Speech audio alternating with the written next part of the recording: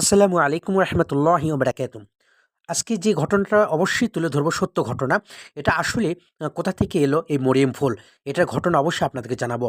যুগ, যুগ ধরে মানুষের মুখে, মুখে চলে এসেছে মরিয়ম ফুলের নাম। এই ফুলটি অনেকেই চেনে না, আবার কেউ এই ফুলের কার্যকারিতা চেনে না।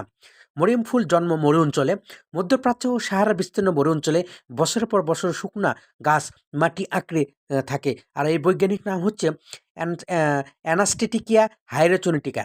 মরুভূমি অসহনীয় গরমের মধ্যে থাকা শুকনো এই গাছ ক্রমে নির্জীব পাথরের মতো হয়ে পড়ে। কখনো বৃষ্টির পরশ পেলে জীবনে ফিরে পায়, আবার বংশবিস্তার ঘটে। বিশেষত ক্যালসিয়াম, ম্যাগনেসিয়াম একসঙ্গে বেশি সংকোচন নিয়ন্ত্রণ করায় এর কোনো নেতিবাচক পার্শ্বঝুঁকি নেই। তবে এই ফুল নিয়ে সমাজে নানা রকম কথা প্রচলিত রয়েছে।